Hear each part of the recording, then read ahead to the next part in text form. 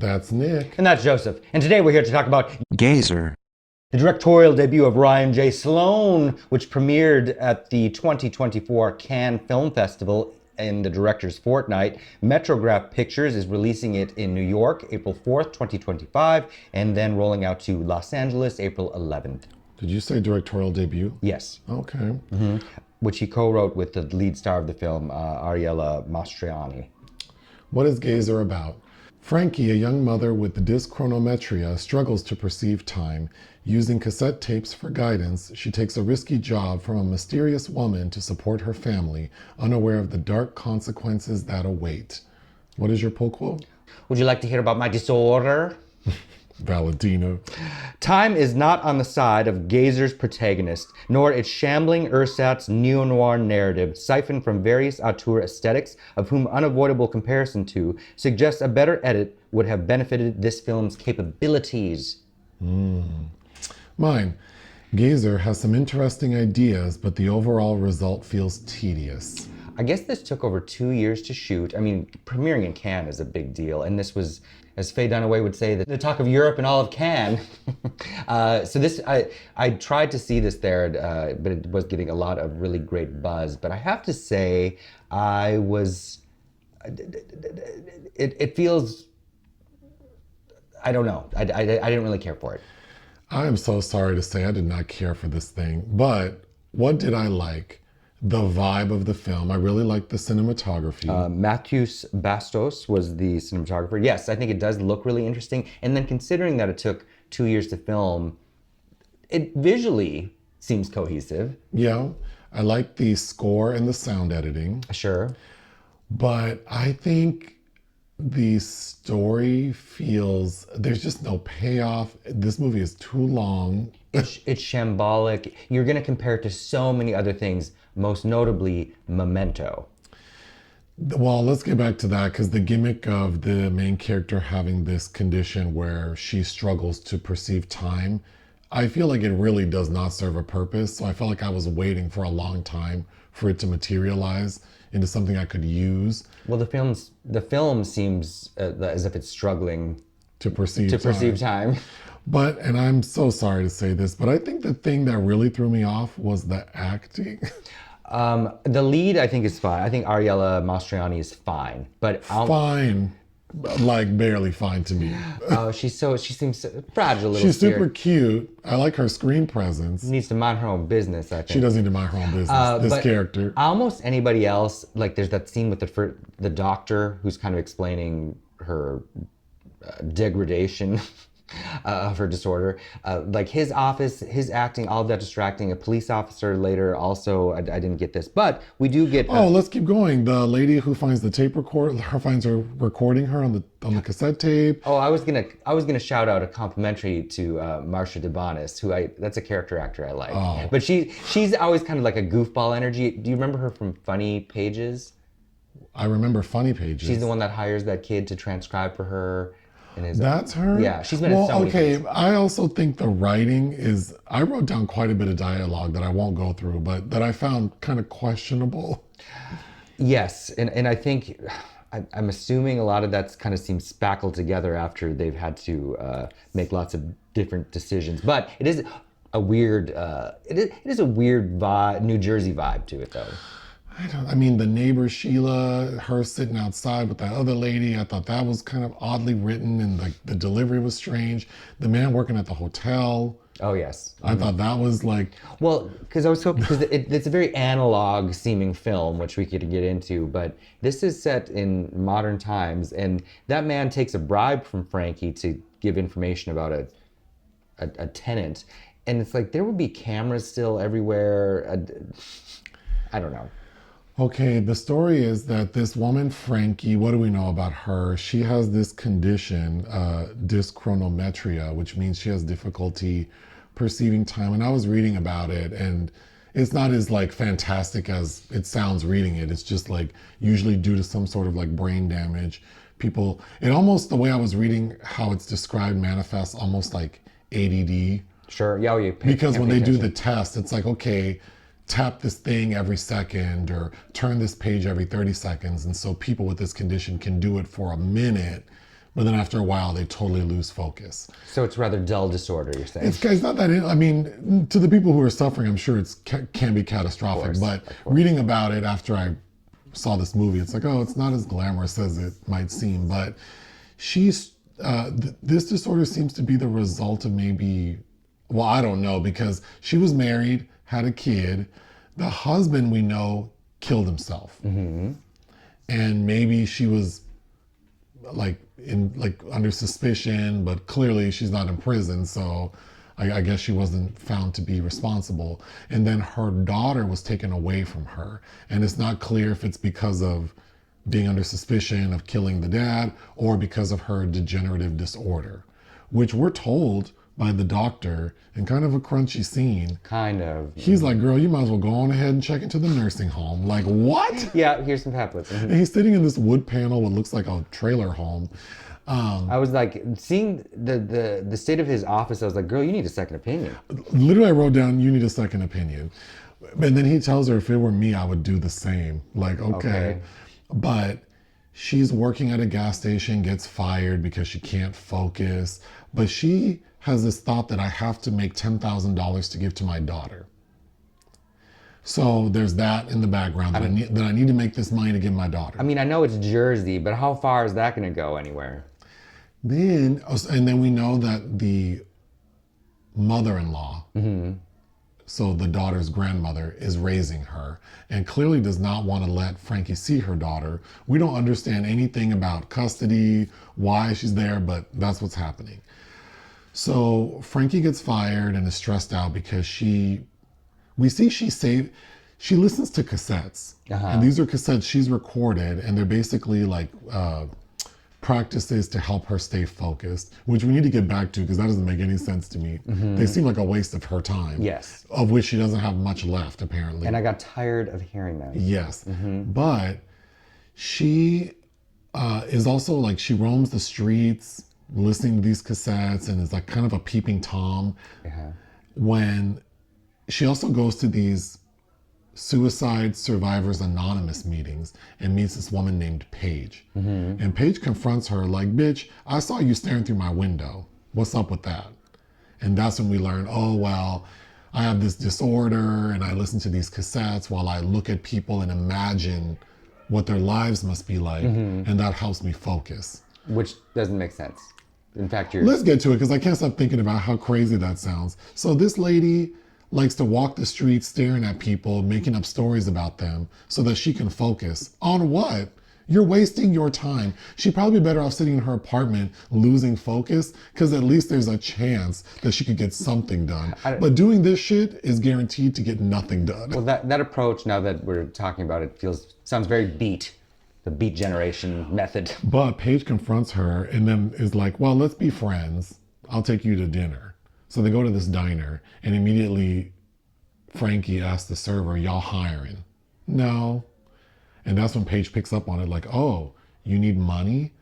Well, I know something you can do for me and I'll pay you really well. And this is where things get real crazy. And this is where the thriller component comes in because Paige tells this lady, my brother is abusive to me. That's what you saw that day you were peeping through my window. He won't let me back in the house and I really need my car. To get away.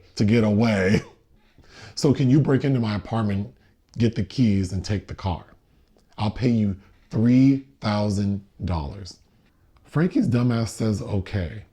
I'll go break into your apartment and get the keys and take your car to wherever you want me to take it for $3,000. So she does. The brother comes home. Frankie's able to hide, ultimately get the keys and take off with the car. But the brother recognizes her, like he sees her. So then we see, several things are happening because Frankie takes the car where she's supposed to take it, which is this remote location, but Paige ghosts her. Not returning her calls, damn sure didn't give her the $3,000. Frankie opens the trunk of this car, which is like a 3 Series BMW. And as the audience, we see that there's something in the trunk covered in a white sheet. And I feel like anyone with half a brain recognizes that that's a body in there. But Frankie is not sure. You're in Jersey, the mysterious car with a white sheet in the trunk. Okay, so that's happening. Then we see Paige's brother following Frankie around. Then we have Frankie trying to talk to her mother-in-law, trying to see her kid, and the mother-in-law's not featuring her at all. And so Frankie shows up, and the mother-in-law is like, bitch, I don't even like you. I still think you're responsible for my son dying. So no, I'm not trying to bend over backwards so you can see your kid. Again, I wish we would have known, like, what does the court say about this? Mm-hmm. What does CPS say about this? But anyway, at the, like, past the halfway point, Frankie follows the brother and goes to this warehouse and sees that Paige is tied up, like being held captive. So as the audience is like, oh, that's why she ghosted her. So Frankie unties her, and that's when Paige assaults her brother. And the brother's dying because she hit him in the head with a blunt object. Mm-hmm. And the brother whispers to Frankie, kill her. And that's when you realize, oh my gosh, this lady is probably a villain. Paige is the problem. And Paige knocks out Frankie, but doesn't kill her. So Frankie wakes up, and now she's like, okay, I need to investigate who. So then the second half of the movie is Frankie trying to investigate who Paige is. And basically at the hour 28 mark, we get a Scooby-Doo moment where Frankie records on her cassette the full story, which is that Paige is not Paige. Paige is Claire. And Claire's mad because Claire's mother used to work with Paige at this pill factory. I just think the way they're constructing the story and how they're referring to it seems kind of crazy. But Paige worked at a pill factory, and Claire's mother, the woman who Frankie thought was Paige, her mother got hooked on these drugs and ended up dying.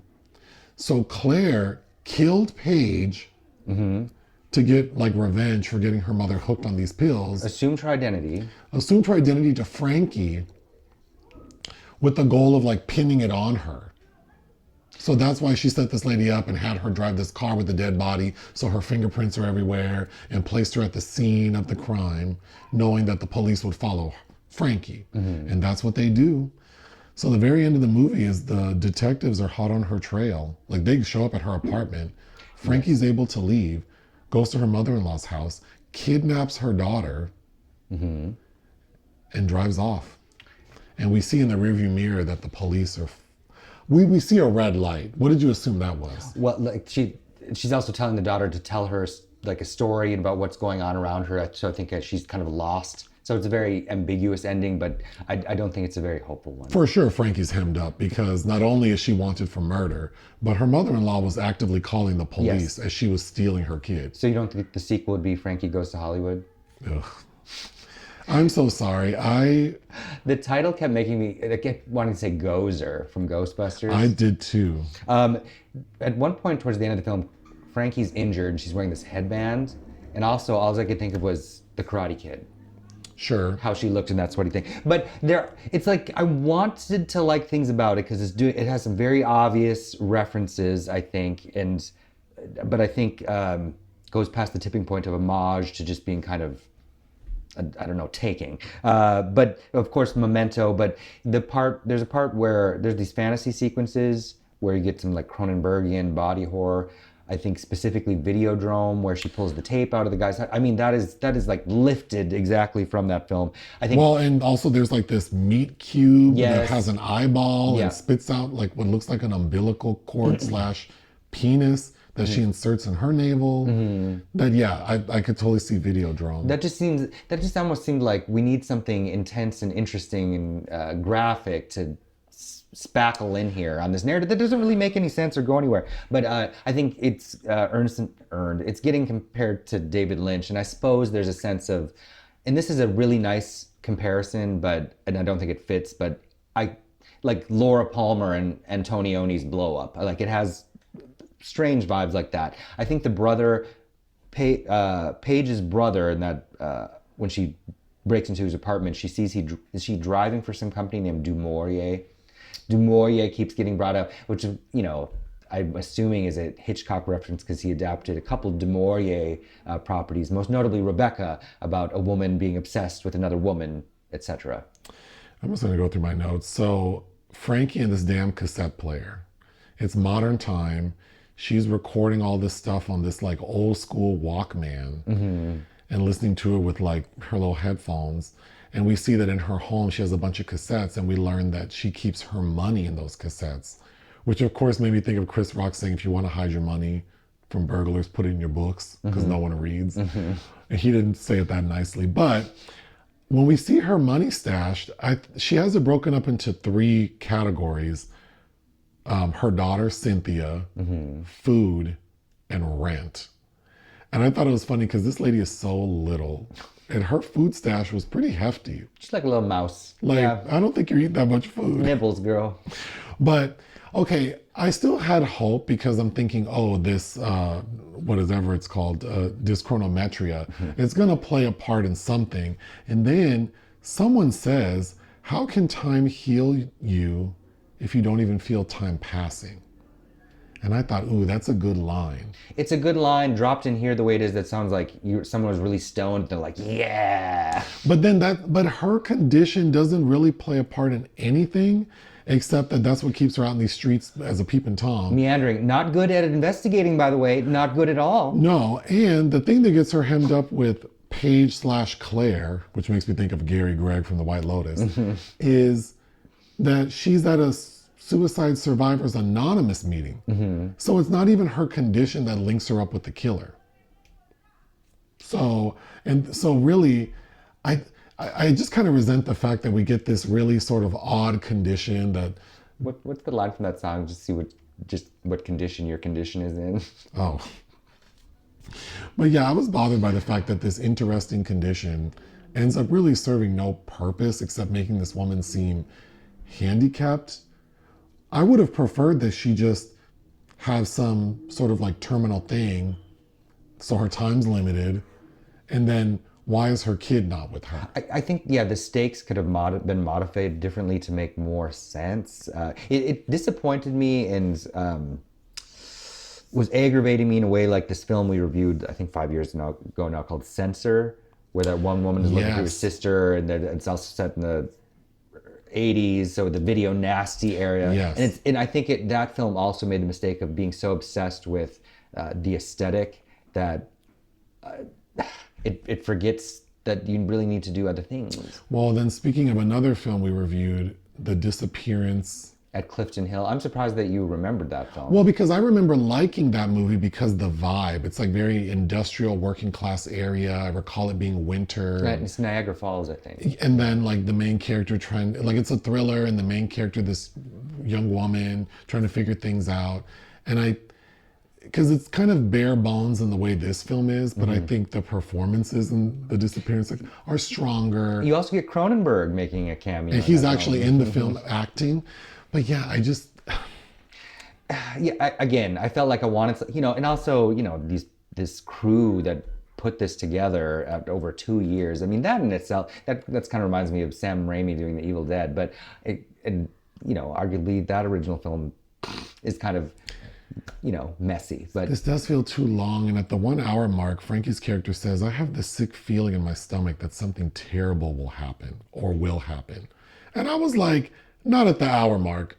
Not at the hour mark are you thinking like, oh, something's not right. I don't know. I almost wish we didn't even need the first 30 minutes maybe. Like it could have just started with this woman at like a support meeting, and this stranger approaches her and she develops a relationship, and then we see her creeping. I just think I almost wish there was more ambiguity in like, who is Frankie? Well, who is this one? Because from the get-go, when we meet Paige, it's like, well, there's going to be trouble here. Oh, yeah. And then when she says, I'll give you $3,000 to pick up my car, come on. You're not going to see that money. Nobody, no. That doesn't make any sense. But kind of like Memento, I think, had a little bit more ambiguity. If you remember that film with Guy Pearce and Carrie Ann Moss, and is she the one manipulating him? And all those goddamn Polaroids and the notes on them. But that had kind of a jittery anxiety to it that I think is completely absent here. And I think what really works against the film is the running time. Like it's an hour and 50 minutes. This should have been a swift 80. You could fast forward to the hour 28 mark, and that's when the main character explains the full mystery.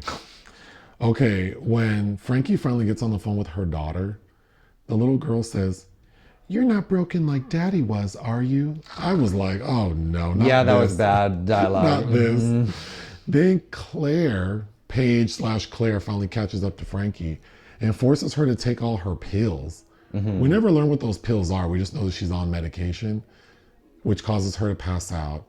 But then, because Frankie shows up at Claire's hotel, and that's when that hotel like front desk guy who we had already met, who took $20 from her to not tell her anything, discovers her and like attempts to resuscitate her. Claire is a horrible like serial killer. She's had 2 chances now to make sure this lady is dead, who could hem her up, and doesn't do it. Yeah, so you don't need her alive to pin it on her. And then Paige's brother, the one who she hit over the head at the warehouse. Is he her brother even? Well, no, he's not Claire's, or he's not, but she doesn't even make sure he's dead. We find out he's in a coma. Like, gosh, do you want to get caught? Like, why would you go through all this if you're not going to clean up, like, or cover your tracks? I agree. Okay, then there's a moment when Frankie sees that meat cube with the umbilical cord. That took me out. But then there's a moment when Frankie, in these like dreamlike scenarios, where Frankie sees her daughter, and the daughter's sitting there looking like Samara from The Ring, and then she parts her hair and looks like Reagan from The Exorcist. That was too much for me. Again, I think they were just like, they wanted some interesting visuals, something striking to whet people's appetites, but it really doesn't really add anything to it. Then that damn cassette player, Frankie finally records like, you know, Scooby-Doo, and then she's gonna give it to the detective. So she gives it to her neighbor Sheila. That scene with her and Sheila, because Frankie runs home to try to get her money so she can go kidnap her daughter. But that eviction notice is up and she doesn't have a key. So she's banging on Sheila's door, please let me in. And Sheila's like, I can't do that, management, it's middle of the night. But then Frankie convinces Sheila to help her and says, here, take this cassette and give it to a detective, and gives the detective's name. And then Sheila closes the door when she sees police show up. But then she closed the door to go get her car keys. Sheila gives Frankie her car to run away with, which I thought was crazy. But the reason I bring that up is because of the car scene. But also, Sheila gives that detective the cassette player. And when the detective finally listens to it, we realized that it didn't record properly. I was really frustrated, because then it's like her disorder really served no purpose in my mind. I agree. I don't know. It's all one big red herring. When Frankie goes and like grabs her daughter, she's like, did anyone come to visit you? Did a man in a white hat with red gloves? And then she goes, or a woman with dark hair and bright green eyes? What? I'm sorry. I'm shitting on this thing. Was she a good witch? I appreciate the vibe, and I think the story. Hey, making a film's difficult. But yeah, I did find it hard to sit through. I did think it was tedious. I mean, I think I was surprised that this got a Cannes premiere, and I think that legitimized it in a way where people were approaching it at a level that was like, oh yeah, this is legit. But I don't think it is. What would you give Gazer? 2. Yeah, this didn't work for me. I would give it 2 out of 5. I have one thing to say. Chug lug, Frankie. Join us on Patreon and listen to our podcast. Bye.